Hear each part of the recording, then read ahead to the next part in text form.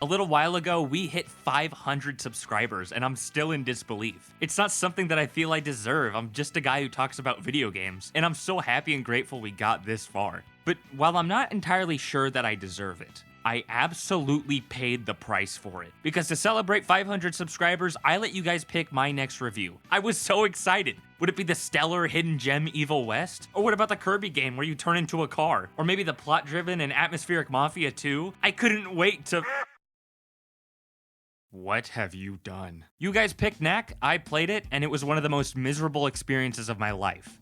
Thank you. I did play it a while ago, so I've just been stewing in anger, thinking over this game that made me get so angry that a vein popped out of my forehead for the first time in my life. So don't touch that knob, because we are in for one hell of a ride.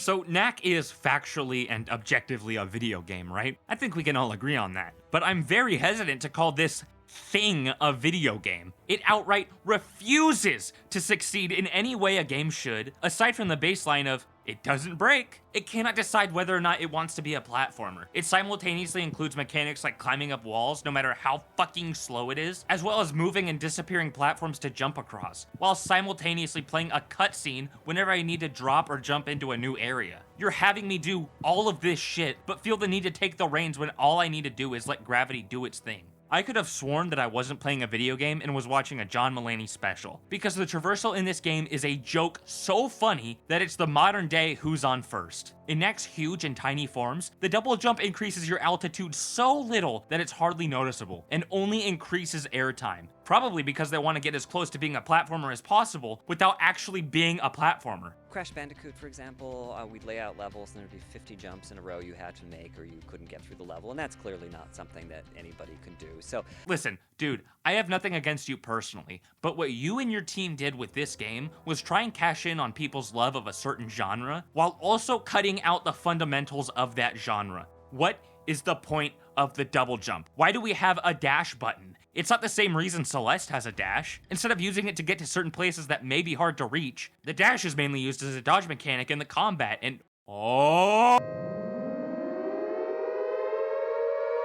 this brain-dead combat has the complexity and depth of a visual novel with the enemy placement and health bars of Dark Souls 2. It takes like 6 hits to kill an enemy at the start of each mission, cause they're hell-bent on you starting off small. Which also means that you can die in 2 fucking hits. Which basically means that you're always gonna die 2 or 3 times, and sometimes upwards of 5 times when it's really hooked on those bitchy pills, because Knack has a 3-inch wingspan, and they have claymore swords. And they just throw a shit ton of enemies in one area that are incompatible. You can only fight so many projectile enemies in one space before you get completely surrounded by arrows flying at you. And they just cannot comprehend that some bosses should stay as bosses. I do like the concept of starting off as a little guy, and as you grow, the enemies you fight get bigger and bigger, but it's different enemies so that there's variety, while also keeping the player aware of their true progression, by seeing how much smaller the beginning enemies are. But the team behind this game were incapable of keeping track of when enemies should show up. The placement of these RoboCop enemies used to make sense and provide a solid enough challenge, but later they put them at the very start of a mission, making them much harder to fight. It goes backwards! If you want to give me something harder than I faced before, then make a new enemy. Don't scale me down. In fact, the enemy design is so bad in this game that they can't even stick to a moveset in the same mission. These stupid relic fuckers are introduced in the last mission of the game, and they have like 2 moves, but since you start off small, they're harder to take down. But as you slowly grow into a kaiju, in the same mission, they all of a sudden get a new projectile attack, which means one of 2 things. 1, they saw how easy the game got when you were a giant monster and decided to quick fix it by throwing in a projectile attack that is only used later. Or 2, the projectile attack was there from the very start, but decided that it was too much of a kick in the nuts for Baby Knack, and said this is unplayable, toss out the projectile in this encounter. And I honestly don't know which one is worse, but I think the real answer is option 2, since we know how incapable this studio is with frustratingly difficult games. But they couldn't even get that right! This game is fantastically frustrating, and I mean that literally, in the sense that it's so frustrating that it has to be a fantasy. And it's not difficult in the same way that Cuphead is difficult. No, it's difficult in the same way that eating a plate of dog shit is difficult. So I've heard. They have no clue how to place enemies, or give them mechanics that are fun to avoid. The Hammer Bros in Mario used to kick my ass when I was a kid, but because of how precise you can be in that game and how on rhythm the Hammer Bros are, you can figure out the timing and narrowly escape failure. Every fight in Knack is an absolute crapshoot on whether or not the game is going to be fair. You're so limited because you can punch, double jump, use special cheese powers when you get enough crystal sauce, and you have the slowest, most unintuitive dash I have ever seen, which has unfathomably long end lag, cannot be cancelled, and barely gets you anywhere. And even if that doesn't sell you on how limited the player and the gameplay are, I know something that will. Guys, there are 8 buttons on the controller that don't do anything! Now, I understand that there was a whole generation of games that only used a joystick and 1 button, but this came out in 2013. It was bundled with the PlayStation 4. Some poor bastard got this game for Christmas. I even know one of those bastards. My buddy Paul got the Knack bundle, and one time when I saw the game and said, "Hey, what's this?" his only response was, "It's just Knack." And that's the best way it can be described. It's just Knack. Because how can you summarize a game that is so limiting that you can't even control the camera? Oh!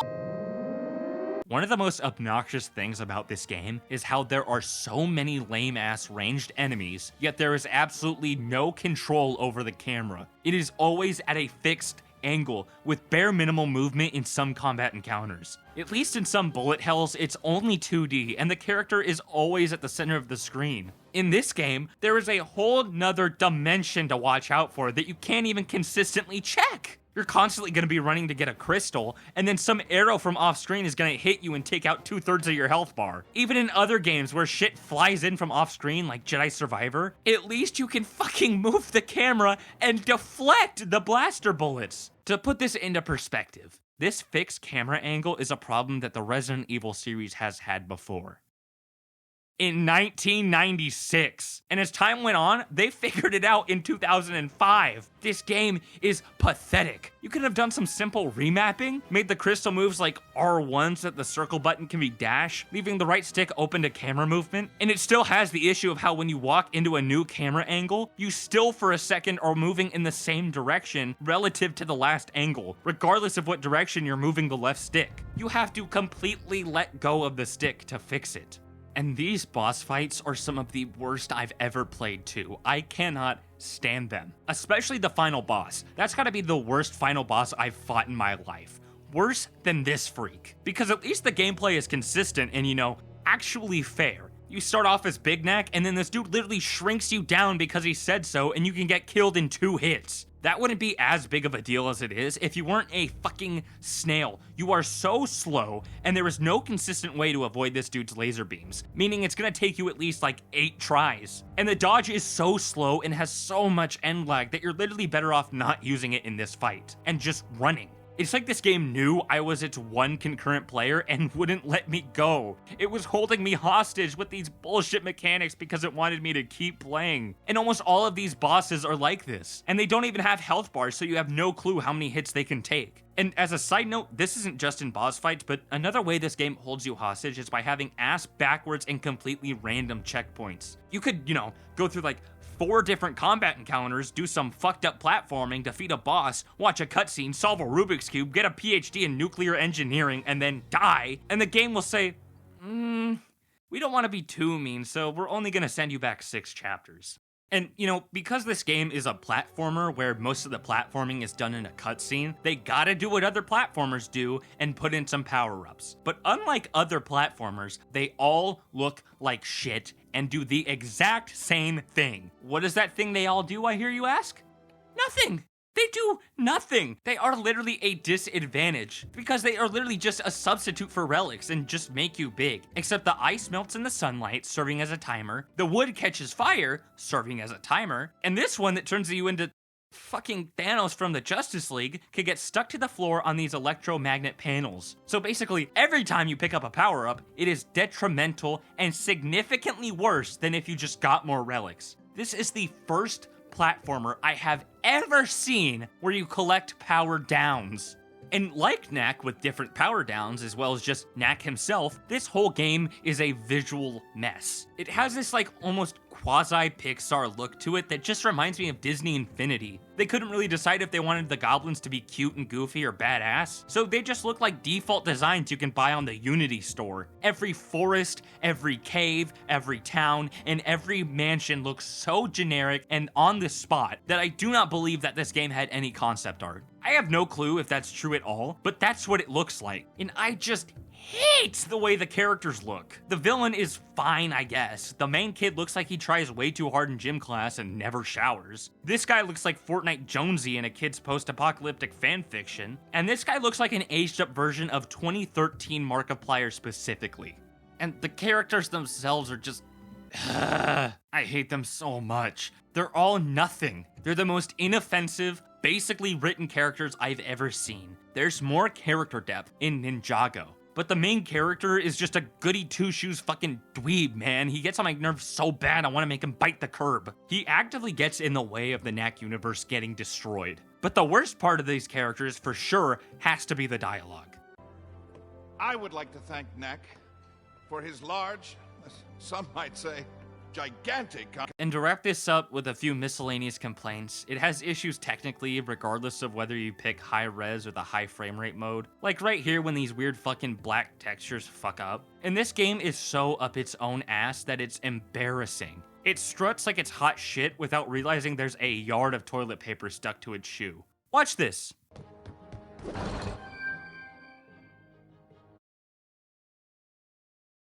You know what that is? The way I've started getting game footage now is by streaming it on PlayStation privately instead of clipping everything. And what I just showed you is me finding a collectible, which the game labels as a blocked cutscene that cannot be streamed or recorded. Motherfucker, did the team behind this really think this was a good game? Did they think their collectibles were so interesting and fun to find that it shouldn't be spoiled for someone? Fuck you! There's only one thing in this game that I can compliment genuinely and say is consistently good, and that's the music. The talents and energy of the composer and the musicians were completely misplaced on a game this shitty, and I have a feeling that the Knack team blew like a third of their budget on music.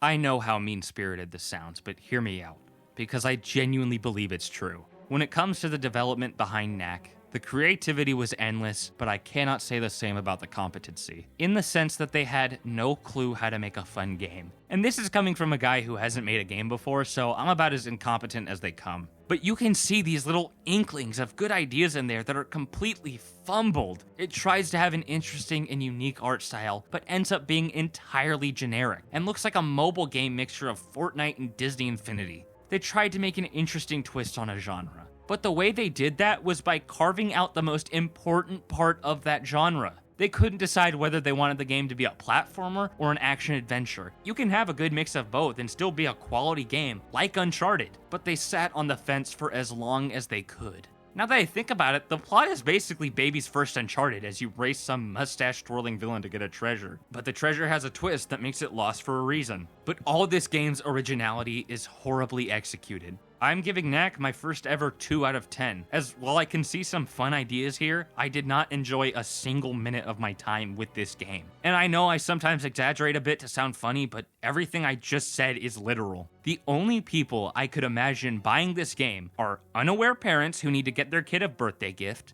masochists, people who are looking for a new, cruel, and unusual form of torture, and dumb motherfuckers who decided to make a video game review YouTube channel.